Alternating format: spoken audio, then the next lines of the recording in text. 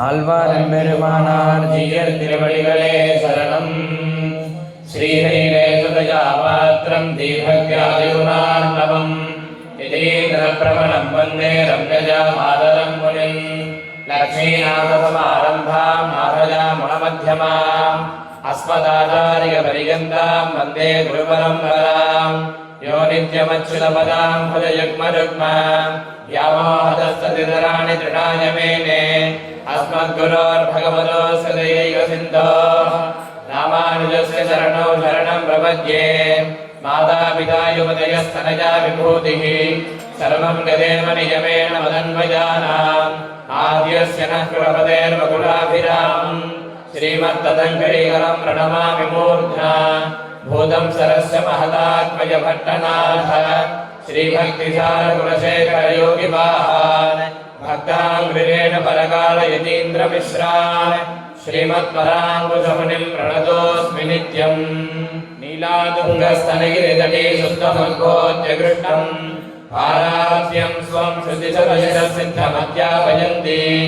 स्वोज्जिष्टायां सजरिकलितं यापनाकृत्य भुङ्क्ते. गोदादस्यै नमैदमिदं भूय एवास्तु भूयः. अन्नवयल् புதுமையாண்டாளரங்கற்கு அன்னதிருப்பாவை பல்வதியம் இனிசையால் பாடிக் கொடுத்தால் நற்பாமாலை பூமாலை சூடிக் கொடுத்தாலை சொல்லு. சூடிக் கொடுத்த சுடர் கொடியே தொல்பாவை பாடியருள வல்லவல் வளையாய். நாடினி வேங்கடவர்க்கென்ன விதி என்ன இம்மாத்தம் நாங்கடவ வண்ணமே நல்கு. మన అప్పనపల్లి శ్రీ బాల తిరుపతి శ్రీ బాలబాలాజీ దేవస్థానమునందు ధనుర్మాస శ్రీవ్రతమును అందరూ కూడా అనుష్ఠానము చేస్తూ ఉన్నాము. ఈరోజు మూడవ రోజు మూడవ పాసురము. ஓங்கி உலகளந்த உத்தமன் வேர்பாடி நாங்கள் நம்பாவைக்கு சாத்து நீராடினாள். தீங்கின்னி நாடெல்லாம் திங்கள் மும்மாறி பெய்து ஓங்க பெரும் சன்னலோடு கயலுகல பூங்கவலை கோதில் குறிமன்றகன் படுப்ப தேங்காய குக்கிழந்த சீர்த்த முறை பத்தி வாங்க குளம் நிறைக்கும் வல்லல் பெரும் பசுக்கள் நீங்காத செல்வம் நிறைந்தேலோரம்பாய். ఓం నమో వెంకటేశాయ. ఈరోజు మూడవ రోజు అని అనుకున్నాము. నిన్నటి వరకు కూడా మన గోదా అమ్మవారు వాళ్ళతో ఉన్నటువంటి కన్యా పిల్లలకు ఇంకా స్నేహితురాలందరికీ కూడా ఈ వ్రతము ఎందుకు చేస్తున్నాము, ఎవరి కొరకు చేస్తున్నాము, ఈ వ్రతం యొక్క నియమములు ఏమేమిటిది, ఏమేమి చెయ్యాలి, ఏమేమి చెయ్యకూడదు అని చెప్పేసి అంతా కూడా ఉపదేశించారన్నమాట. ఈరోజు ఈ వ్రతము చేయడం వల్ల ఫలితమేమి అని చెప్పేసి చెప్పబోతూ ఉన్నారు. అంటే ఇట్లాగా అమ్మవారు మామూలుగా చెప్తూ వస్తున్నారు, ఇలా చెయ్యాలి ఇలా చెయ్యాలని చెప్పేసి. అలాగా చెప్తున్నప్పుడు అక్కడ ఉన్నటువంటి గోపికలలో ఒక కన్య లేచి, అమ్మ మీరు చెప్తున్నారు బాగానే ఉంది, కానీ ఈ వ్రతమును ఆచరించడం వల్ల ఫలితమేమి అని చెప్పేసి అడిగారంట. అందువల్ల అమ్మవారు ఇలా చెప్పుతూ వస్తున్నారన్నమాట. ఏంటిదనంటే ఈరోజు చెప్పుకునేటువంటి పాసురము చాలా విశేషమైనది. అంటే పారాయణలో తిరుప్పావైలో ఉన్నటువంటి 30 పాసురములలో కూడా విశేషమైన పాసురాలు అని చెప్పేసి కొన్ని ఉంటాయి. ఆ విశేష పాసురములలో ఇది కూడా చాలా శ్రేష్టమైనది. ఎందుకు అని అంటే ఈ వ్రతం యొక్క ఫలితాన్ని, అంటే ఫలశ్రుతి అని అంటాము కదా, ఆ ఫలమునంతా కూడా ఈ పాసురము ద్వారానే మన అమ్మవారు మన అందరికీ కూడా అందిస్తూ ఉన్నారన్నమాట. అది మాత్రమే కాకుండా మన గుడిలలో మన స్వాములు ఎలాగైతే వేదమంత్రముల చేత ఆశీర్వదిస్తారో శతమానం భవతి అని చెప్పేసి, అలాగా తమిళనాడు ప్రాంతీయ ఆచారాల్లో చూస్తే కనుక ఈ ఓంగి బుడగలంద అనేటువంటి పాసురముని చెప్పి దంపతులకి కానీ ఎవరికైతే ఆశీర్వచనం చేస్తారో వాళ్ళందరికీ కూడా భగవంతుడి యొక్క అనుగ్రహం దొరుకుతుంది అని చెప్పేసి ఈ పాసురమునే ప్రధానంగా చెప్పి ఆశీర్వదిస్తారన్నమాట. అంత గొప్ప పాసురము ఈనాటి పాసురము. ఇందులో అమ్మవారు ఏం చెప్తున్నారంటే ఓంగి ఉలగలంద అంటే చాలా పెద్ద శరీరముగా మారాడంట. అంటే అప్పటి వరకు చాలా చిన్నగా పొట్టివాడుగా ఉన్నటువంటి వామనస్వామి బలిచక్రవర్తి తాను 3 అడుగులు ఇస్తాను అని చెప్పేసి ఆ ఉదకమును వదిలినంత మాత్రానే మొదటి అడుగు వేయడానికే చాలా పెద్ద శరీరము, అంటే ఆయన ఎంత పొడవుగా ఉన్నాడని చెప్పేసి కింద నుంచి చూస్తే ఆయన యొక్క అంతము కూడా కనపడలేదంట, అంత పెద్దగా మారాడంట.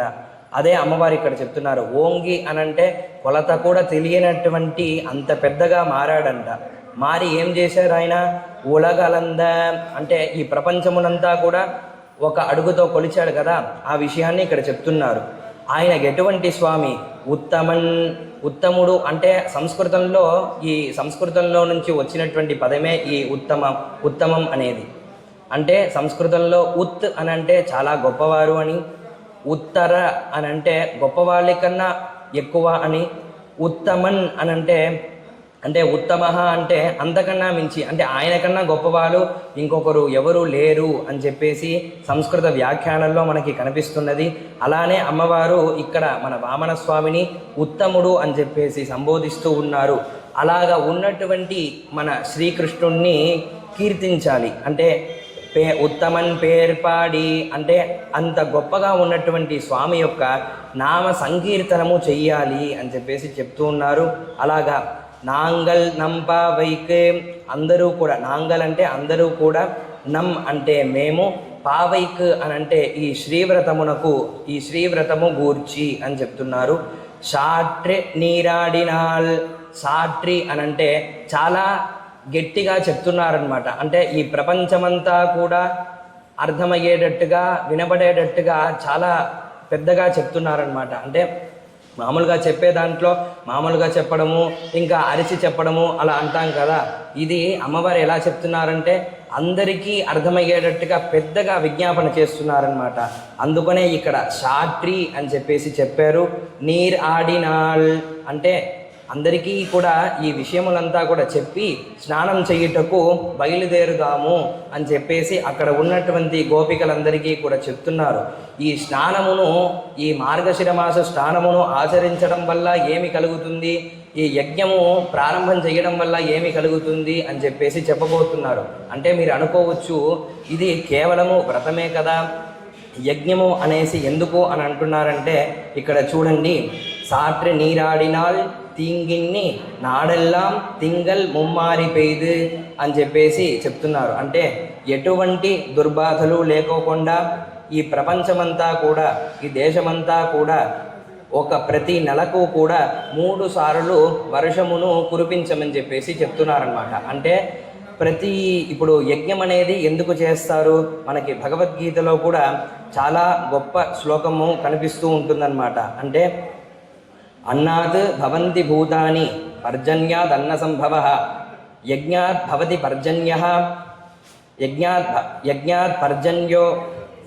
భవతి పర్జన్యః, యజ్ఞ కర్మ సముద్భవః అని చెప్పేసి శ్రీకృష్ణ పరమాత్మనే చెప్పాడు. ఇందులో ఏం చెప్తున్నారు?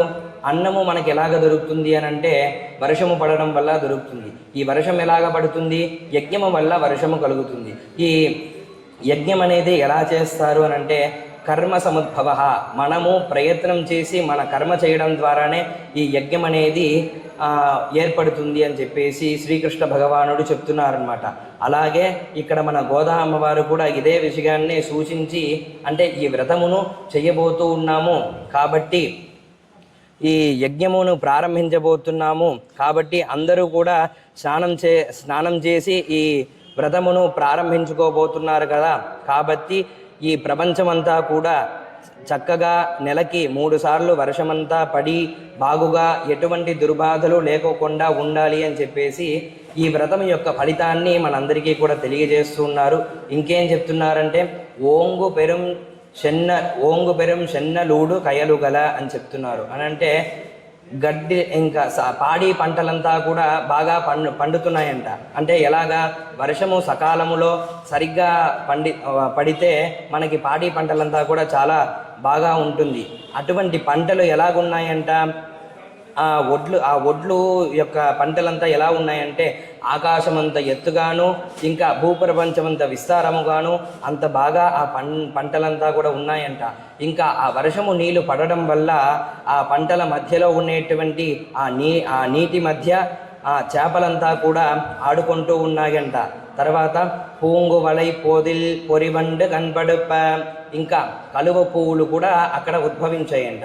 అటువంటి కలువ పూలలో మనకి తుమ్మద లాంటి పురుగులంతా కూడా అక్కడ ఆ పూలలో ఉన్నటువంటి మకరందాన్నంతా కడుపు నిండా స్వీకరించి అలాగా తినంగానే మనకి భుక్తాయాసం వస్తుంది కదా, అలాగనే ఆ తుమ్మెదలంతా కూడా కడుపు నిండా ఆ మకరందాన్ని స్వీకరించి ఆ పూల యొక్క మధ్యలోనే అలాగా నిద్రపోతూ ఉన్నాయంట. అలాగా అంటే ఎట్లా చెప్తున్నారంటే మన దేశము యొక్క ఈ వ్రతాన్ని ఆచరించడం వల్ల మన దేశంలో ఎటువంటి భాగ్యము కలుగుతుంది అని చెప్పేసి అమ్మవారు ఈ విధంగా మనకి తెలియజేస్తూ ఉన్నారు.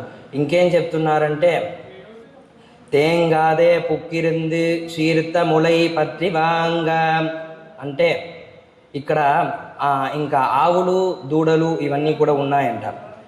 దాంట్లో ఆవులు ఎలాగా మనకి పాలిస్తున్నాయనంటే ఆవు పొదుగులంతా కూడా చాలా చక్కగా ఉన్నాయంట.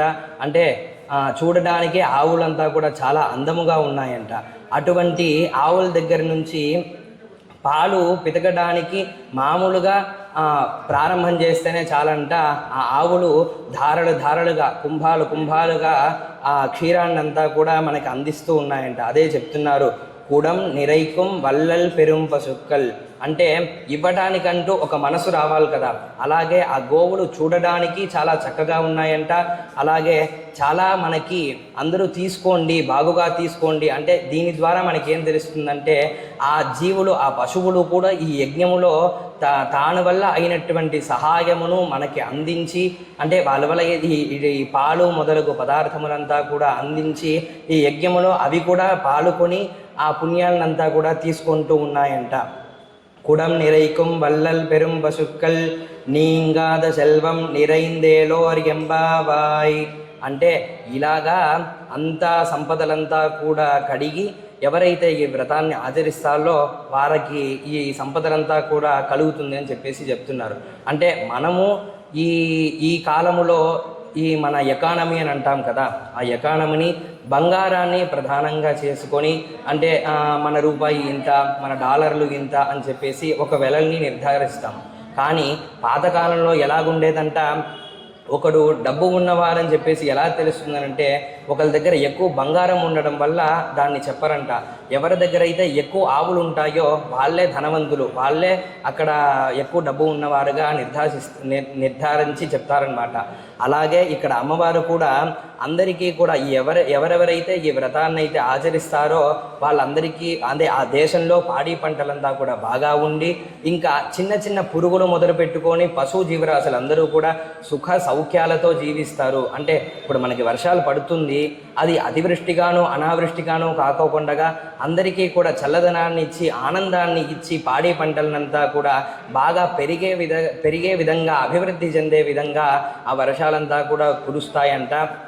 అంటే ఇది కేవలము వ్రతం మాత్రమే కాదు, ఇది ఒక యజ్ఞ స్వరూపమే అని చెప్పేసి చెప్తున్నారు.